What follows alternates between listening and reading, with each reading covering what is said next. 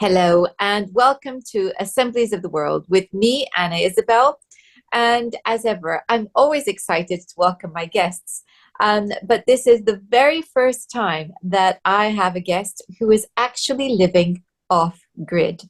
So, welcome, Kevin. Hello. And you are talking to us from your off grid home in Somerset. And the first question I want to ask you is, what made you determined to live off grid, and how did you go about doing this? What gave you the confidence to actually do it? That's the question I wanted to ask. Well, right, okay then. Well, it all started when I was about 28, 29, and I met this old Romany guy, and I ended up buying a set of 1920s swing boats off him, adult ones and children's ones. Then I ended up buying this 1940s showman's wagon, and we lived in that for about 8 years. And yeah, we just had, well, we had a couple, a solar panel basically in a battery, and this sort of inverter that this geek chap had made for me. So we could have 240 volts if we wanted it at all. And we just had a couple of those old, paraffin lamps that have the mantle in, which give out a really nice light. And they also give out heat and stuff. And we had a wood burner. And we lived doing sort of shows and stuff around the country. And then we used to winter in Northamptonshire or sometimes on the west coast of Ireland. And that's basically how it started. And then after about 10, oh God, no, maybe she must have about 15 years. 10, yeah, about 10 years. I was at a festival. Actually, it was the Eclipse Festival down in near Mount St Michael, and it ended up being a traders festival. But I met these people that were selling cider, and I was giving their kids free rides on my swings, and they were giving me free cider. Anyway, I ended up coming back up here to Somerset where they lived, and I just happened to say to them, if you ever hear of any land going, let me know. And then in January 2000, they rung me up and said there was this field for sale, which I'd sort of looked over the gate, came down, looked over the gate, bought it, and then started living here in the wagon. And then, added solar panels. But I mean, back then, my first solar panel, which I've still got, is 55 watts, and it costs £340. Well, that was 55 watt panel, 340 pounds. You can now buy a 400 watt panel for 60 quid. So it's all come down totally in price. And then you just sort of add to it. And I like the independence. That's what I always liked. Nothing to do with environmental stuff. It was just the independence. So that's really how I started. Well, yes, and I can see that this is one of those stories where things just happen and one thing leads to another, but it clearly is part of your path, and it's given you the confidence that you need to be able to do this. So you were talking about, a plot coming up, and you bought it. Are there any considerations that we should be thinking about when we're thinking about buying land that with an aim to be off grid? Well, yeah, I would, as the saying goes, act first, seek forgiveness later. I wouldn't even bother going and talking to anyone official whatsoever, because as Trevor, the old boy, said to me once, if you go and ask them, they say no, that's it. If you just start doing whatever you're doing and then they find out, well, you've got something to fight for, and you can drag it out for a long time. And that would be my first advice. And the other one is, people sort of associate not having much power as being a sort of maybe not a very good thing, but actually, when we didn't have much power at all, like in the winter, because it's not sunny and you've got long nights, you would just end up talking more, playing games, listening to the radio, reading. It's actually life enhancing having less power, and I suppose, it's how far do you go? But if you've got the money or however you're doing it, the first thing I'd build on a piece of land is a workshop. Because if you build a workshop, you can then make all the other things that that you're planning or your dream is to do. And obviously you need something to live in, but I don't know, you buy a caravan or just build a little cabin. people, I have people come here and they say, oh, I couldn't build all any of these things. And I always say, well, building's the easy bit. It's having a bit of land to build it on is the bit that's the tricky bit. But anyone can build. I mean, I'm self-taught, and when we built a 60 by 30 by barn the first time, and I had virtually no tools. I don't think we used the spirit level. We didn't do 400 centres. I mean, we didn't even have the electric drills, I think, virtually. And we still managed to do it. And okay, it wasn't square and all this, but it didn't leak. Or if it did, we fixed the leaks. And it was fine. I mean, I just think, just go for it. It does, just try it. And you'll only get better at doing it. And it's not hard to build, really. It really isn't, especially with wood. Yeah. So you kind of skirted around the issue of planning permission. So is there something, I mean, you were talking about putting a caravan on. Are there things are we talking about planning permission only applying to permanent structures? Are we talking about loopholes in planning permission? How are you getting around this issue? Well, I was here for over 10 years before they sort of really rumbled me, I suppose. And after 10 years, it's a legal matter and not a planning matter. And as long as you can prove you've been there for 10 years, they can't do a thing, basically. There used to be a 4-year rule up until last year, or the year, I think it was last year, which was if you built a house with foundations or something that was fixed to the ground, you had if you could prove you lived in it for 4 years, it'll be a certificate of lawful use, which is a legal matter and not a planning matter. But they've got rid of that a year ago. So now, unless you've got an existing building that you've been living in, it's the 10-year rule that's going to apply to you. Which obviously, I mean, it's not great they've done that, because 10 years is a lot longer. But having said that, there's so many people doing this now.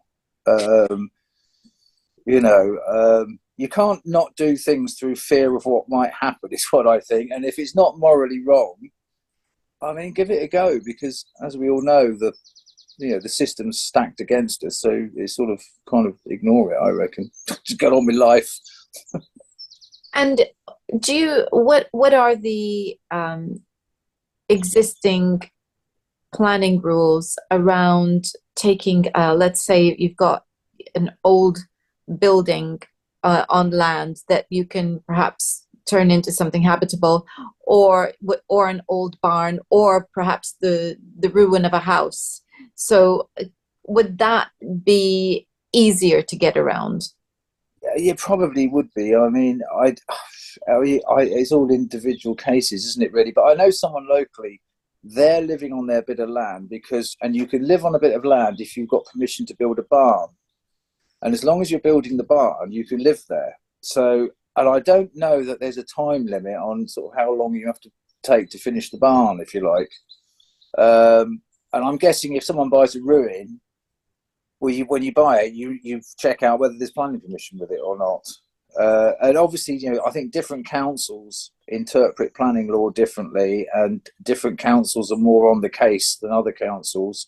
But as we sort of people know, I mean, councils now are understaffed. They have a high turnover of people. The left hand doesn't know what the right hand's doing. And at the end of the day, I think if you just want to build a low impact house using recycled materials and stuff, and grow vegetables and sell some of them locally, I mean, you're an asset to the community. And personally, I just think I'd fight the corner, really, because there's all this climate emergency stuff. I mean, I just say, well, look, it's a climate emergency, and we're doing things to help the climate, because we're going to producing food locally. We're asking people to come and help there. There's mental health ramifications. Because I mean, I think gardening is almost or growing things is almost like the answer to mankind's problems, because not only do you grow, if you grow organic food, then you're feeding yourself well. It's much better for you. Then it's community, it's eating together, it's mental health, it's getting in touch with the land and the earth. It's all really good. It is. And we know that up until recently, doctors had begun to recommend gardening as a way of helping people in terms of their health, plus also depression, etc. So I think that is clearly the case. So, all right. So it's interesting because what you're saying is there are perhaps ways that we can explore this issue of planning permission or loopholes that we might be able to exploit. So we need to have the confidence to go ahead and explore that. Okay, so that's a huge consideration. So then we now look at the practicalities. You were talking about gardening being a good thing, for health, but I think actually building is, and to feel that you are able to develop skills that enable you to be independent and to build something, create something, is also hugely important in terms of mental health and confidence.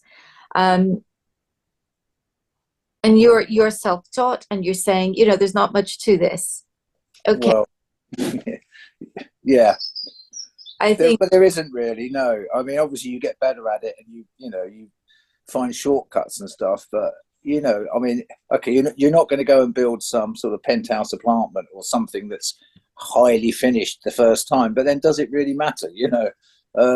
If you travel and stuff, if you go to the east and things and look where people live there, I mean, they might be living in tin roof things, and they're all piled on top of each other, but they're actually very happy. I think a lot of these people probably far happier than living in one of these awful places that they seem to be building all over the country, where people are mortgaging their lives away, where there's no community. And okay, everything might be square and clean, and the lights work and everything, but I mean, perhaps that's what it's what's the trade-off, isn't it? It's the trade-off of freedom and independence versus, something that's a bit more glossy on the outside, but isn't exactly uh, wholesome, ultimately, and for which you lose your independence. But you're talking to somebody who has wonky curtains in her bedroom because they were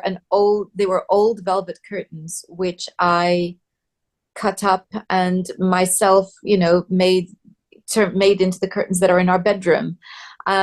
Not a lot of experience doing it, and so they're slightly wonky, but they're lovely, and they keep out the sunlight first thing in the morning, which enables us to sleep in the summer times. So these things, we do get better as we do them, and you're right, we do need to have a go with some guidance, with some help. And we'll come back to that in a minute. So things that we need, I guess, number one, let's say we're erecting our structure, or we're adapting the structure that we find on the land that we have bought. What do we do in terms of water? How are you managing to get water? Well, there is actually mains down the lane here, and when I first got here, I plumbed into that, but it was sort of through a neighbour and stuff. But I soon after I got when I had some money, I got a borehole drilled, and it goes down 90 foot here, and then you get a pump, put it in the bottom, and then pump it up, and it goes into a 2,000 litre tank, and there's a float switch on it, so when the tank's 2/3 empty, the float switch kicks in the pump, and then it pumps it up from the bottom of the borehole and refills the tank.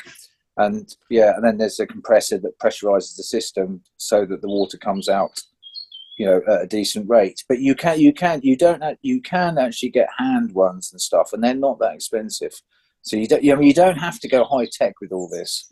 I mean, in fact, I think low tech's I think that's quite a good way as well. I mean, I'm quite high tech, I suppose, but then I've got a few people here and stuff, and I've got an Airbnb, so it kind of has to work. But you can do all this stuff really low tech, and if it's just a family and people, I mean, I think low tech's really good.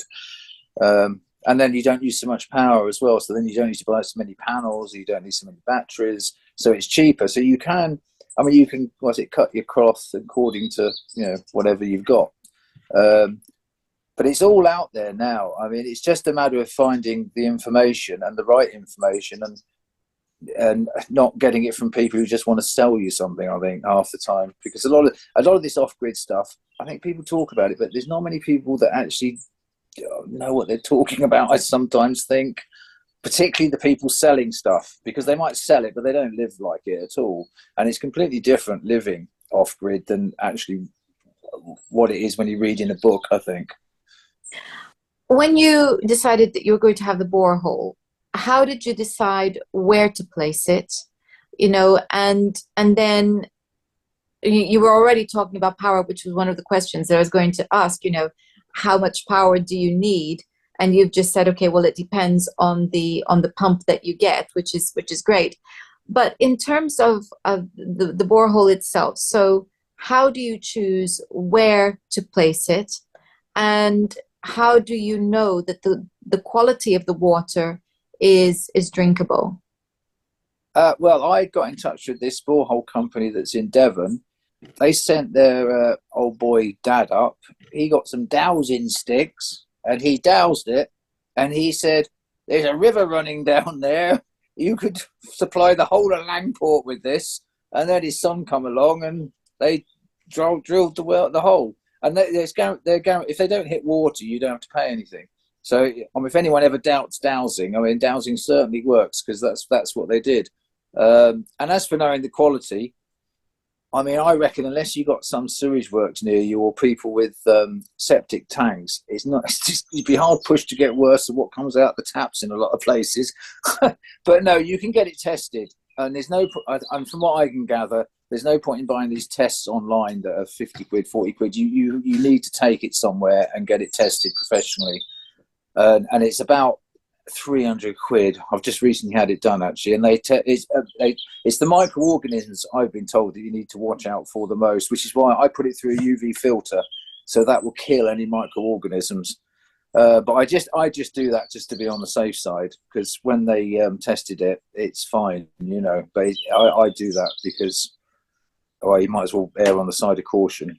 But I think having your own water supply and a clean water, I think, is one of the most important things, because, if you look at homeopathy and water having a memory and everything, the stuff that comes out of the taps, it depends where you are in the country, doesn't it, as to what it tastes like. But some places it's awful, isn't it? Well, and the fact is that the water we are having is recycled water, and you were talking about water memory. I have recently realized that because water has memory and that it has been passed through a number of people, it's going to have the memory of a lot of emotions and a lot of stuff Mm-hmm. from the people it's passed through. So Mm-hmm. um, it's Looking good, is it? yeah, I think I would use a UV filter and enjoy the fact that it's actually water that's coming from a natural source. So I think that's really a wonderful tip that you've just given there. So okay, the water's coming in. What happens with waste? What do you do? We've got composting toilets. And we've also got, 2 or 3 flush toilets where we've just got like a septic tank, but it goes in, and then there's a hole. There's the solids sink, and then you've got the pipe is slightly higher than where the solids go in, so then the water comes out there, and then we've got sort of like kind of reed bed systems. But the key to that is to don't put any bleach down your toilet, and because then the anaerobic action, all the natural bacteria. I've been here. These ones been here 12 years. I've never emptied them because the natural bacteria just all disappears basically. So that's how I've done it. So you're using a reed filtration system.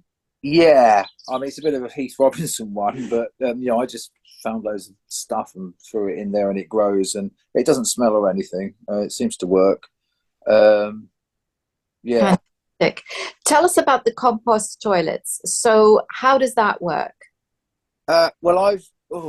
Basically, I've the ones here. I've just got buckets, and they're like those trog things, those plastic things you buy, and just put a bit of sawdust in the bottom, and then people, when they do their number 2s or whatever, just put a bit of sawdust on, or any organic matter's good to put in there. Even if you just pick a bit of grass and throw it on, that helps. And also then we have a urine collector or separator so that you don't pee in it so much, because it's not good to pee in them too much. And then when it's half full, we've got sort of an area or a couple of places where we got these where we just empty it out and then just put it back. And then we do this sort of little gathering in August, and for that we've got wheelie bins, and then works really well, because then people use them, and then we can wheel the wheelie bins out and then put a empty one in, and then we just go and empty the wheelie bin, then we compost it down and stuff, and they work really well.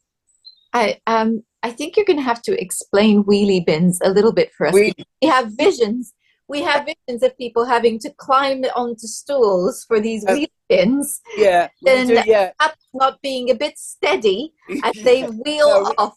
So we're slightly more sophisticated in Somerset than you lot in Surrey, I think, by the sounds of it. No, we make these we make like a wooden like toilet, but you go up steps, so you're sitting above the wheelie bin. It's not really high. It's quite high though. Yeah. So and so it's a normal toilet seat and everything, and it works fine. In fact, and everyone commented on, because the thing about gatherings is everyone talks about the toilets, don't they? Everyone liked our toilets. So, well, that's I should imagine that perhaps if you've got a window and you're high up, you might even have a view. So well, yeah, we haven't gone that far. So you could wave at your friends. Yeah. I wasn't thinking. I was thinking somewhere private, but right. Well, okay, yeah. Oh, you could, yeah. I mean, crikey, yeah, you could. I mean, if you, I was thinking of the festival, but no, you could. Well, I know a few people have got dry toilets, composting toilets, where, yeah, you have this amazing view. Oh, that's funny. Yeah. So, okay, so this is the matter of waste. What about waste from what they would call grey water? How do you deal with that? Well, it all just goes in the same place. Yeah. Yeah, it goes into the tank. Yeah, and yeah, that's basically it. Yeah. Your reed beds again. Sorry. And this is your bed. That's it. Yeah.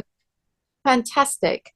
All right, so that's water and waste. And what else do we need in our modern lives? We need electricity. And we've already talked about solar panels and the fact that they have come down in price, which is helpful. And you've talked about how different solar panels have different levels of voltage. So if somebody wanted to run a washing machine, what kind of voltage, and would that be feasible? Yeah, it's wattage really. Yeah, it would be. Yeah, you have an inverter, because when you get your batteries, I mean, you can have a 12-volt system or a 24 or a 48-volt system, but then what you do is you connect them up to an inverter, which then changes the 12 or 24, 48 volts into 240 volts, and then you can run normal domestic appliances. And you're better off having a 48-volt system, because a 48-volt system has more oomph really than a 12-volt system, and it's no more expensive. It's just a different way of wiring it. And yeah, and a washing machine. I mean, people you see on these off-grid sort of chat rooms, people got freaking out about washing machines, but washing machines don't really use much power.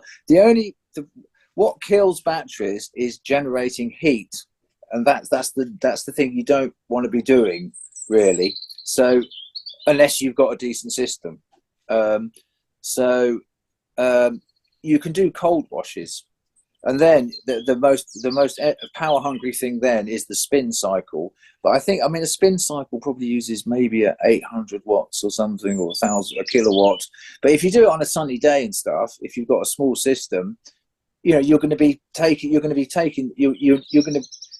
to be directly from the sun almost. You're not going to be touching your batteries, because the power of your panels will be providing enough there and then to do that. I've got an Airbnb, and for years I did cold washes, and it's all white bedding, and I never had complaints about the state of the bedding and stuff. In fact, I've often thought that we're building nuclear power stations and stuff, that How many people do hot washes all the time in the country, and how much energy that uses? And if people, because you don't need to do a hot wash a lot of the time, I don't think. It's only when you've got really soiled clothes. So if people stop doing hot washes, I mean, is that one nuclear station, power station less? Because it's, generating heat is very energy hungry.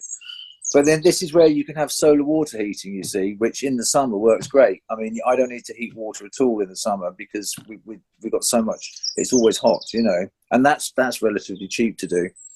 Okay, so what about the winter? So in the winter, we don't have the level of sunlight. And I mean, last winter was dire for sunlight. So how did you have hot water?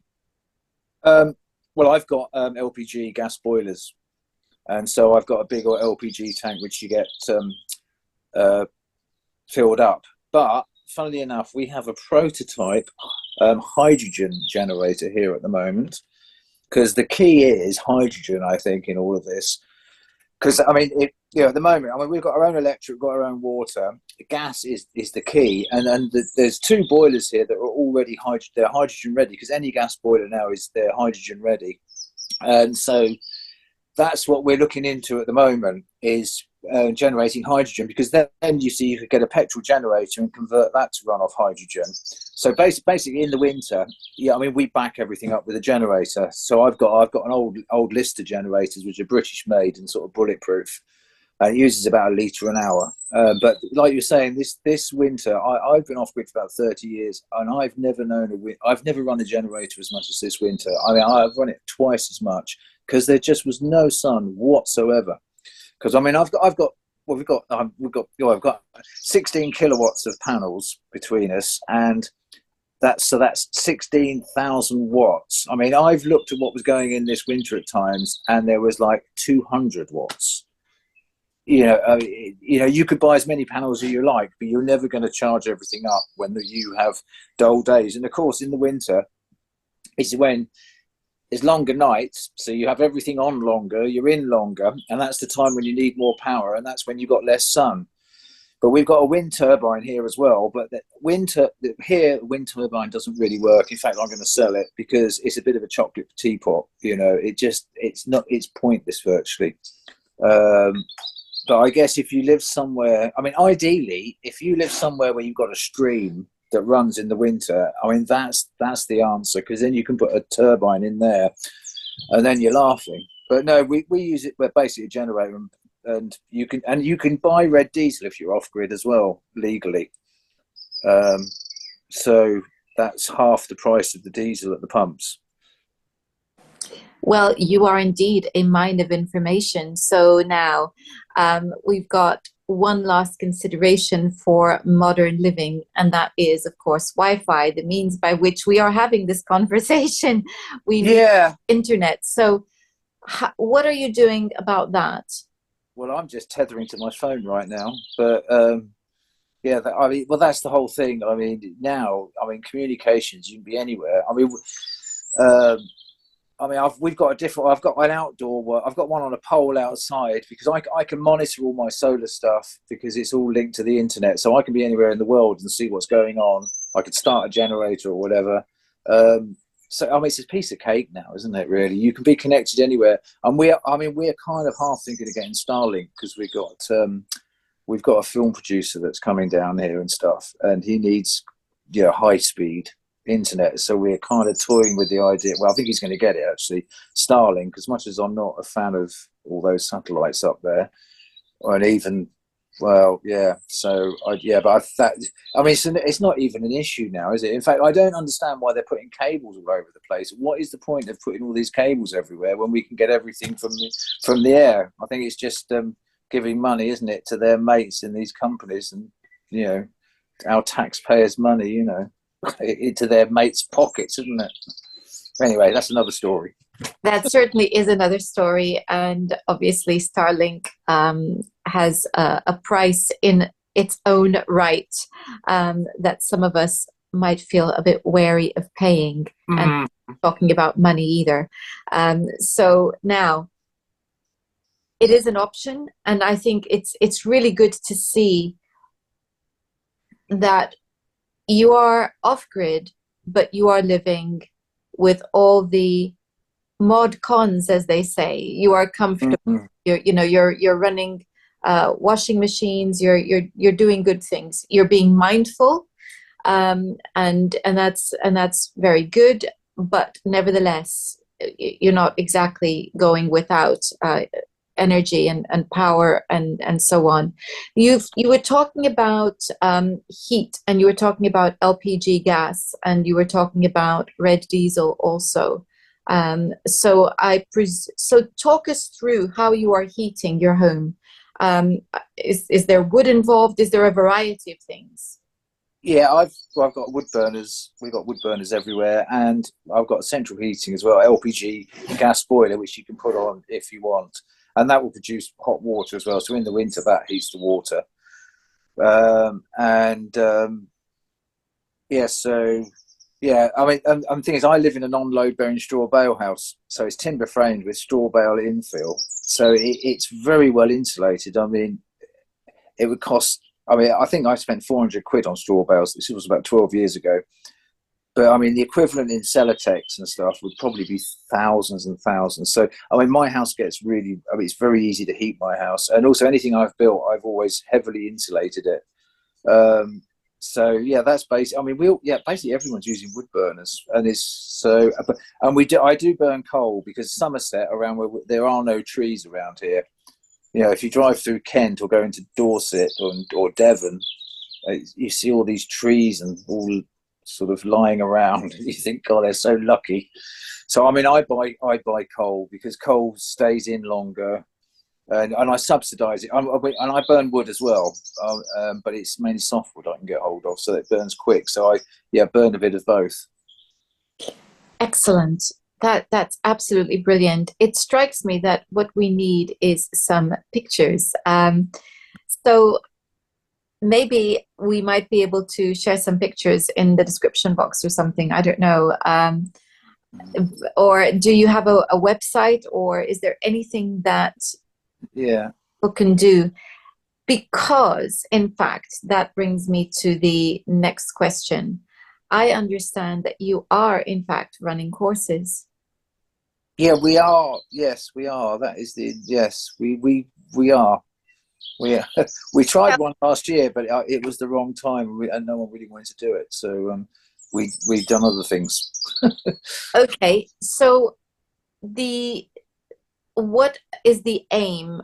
What are you achieving with the courses? Are you teaching people about building? Are you looking at all the questions that I've asked as part of it? So is this a course in building, or is it a course in off-grid living, or is it a combination of the two?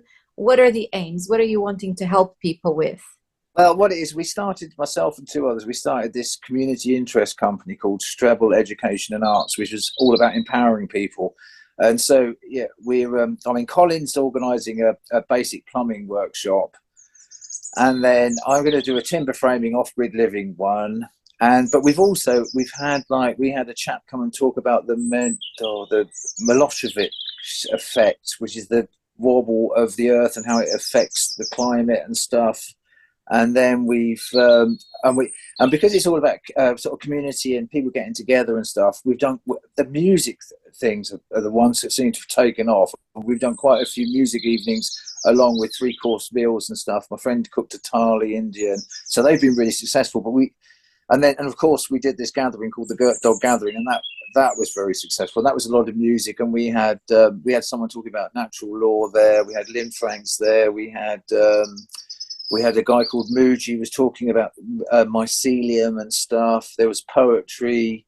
We had a chap who he built this borehole drilling kit that he sort of made himself, and he did a workshop on how he made it. And it's how to basically you can drill a borehole yourself for virtually no money. So yeah, the timber framing it's not timber framing with oak and joints. I mean, I'm more like screwdrivers, and nail guns are great, you know.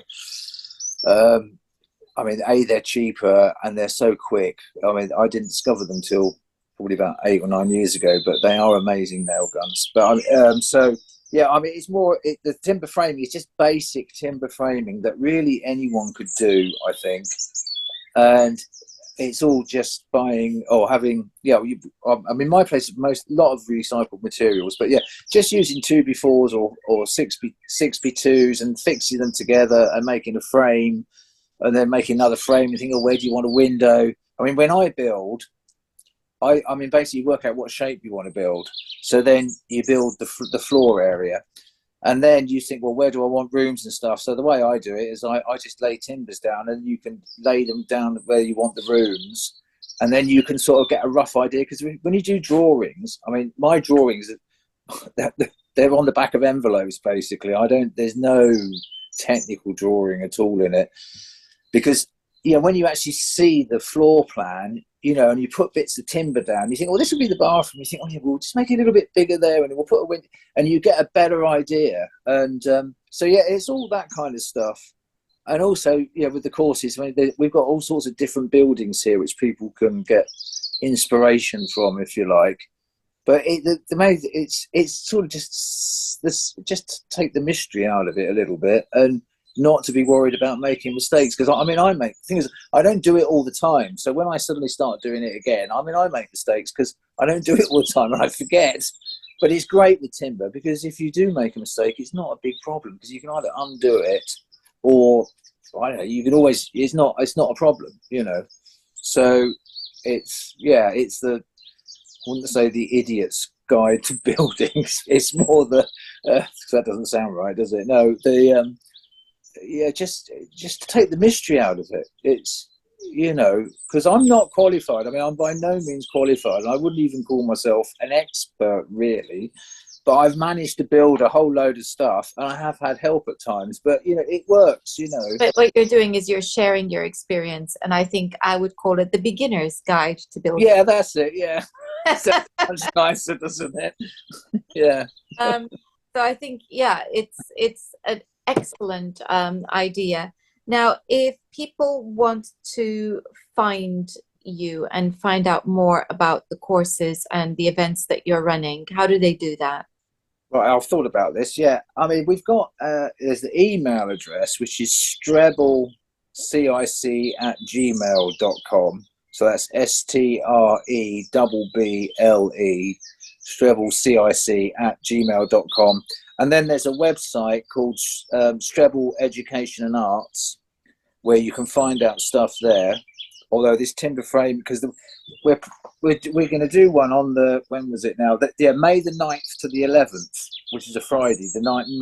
Friday the 9th of May, and that's till the Sunday. And we were going to do one, but it's only going to be 6 people, because I can't really cope with more than 6. I don't think. I think so we're going to do it with 6 people. And we were going to do it for £300, including food and accommodation, from a Friday to a Sunday. And if people haven't got any money, well, they can always talk to us, and they can, I don't know, maybe help out for a few days before or something. I don't know. But, we don't want anyone to feel they can't do it because of lack of money or whatever. That's wonderful. So it's Strebel Education and Arts. Is that .com, .net? Or if you just, is this the email address you're talking about? No, website. I'm really rubbish at these sort of things, but I know if you put in Google Strebel Education and Arts, it will come up. Okay. All right, then. I will endeavor to put a link then, to find it and put a link. It is there. In the description box. One of the other, Colin, he's the intelligent one with that kind of stuff. All right. Well, I will be putting a link to that in the description box. I'll also be adding your email address in the description box. And a reminder to everyone that the dates for this course are 9th to the 11th of May.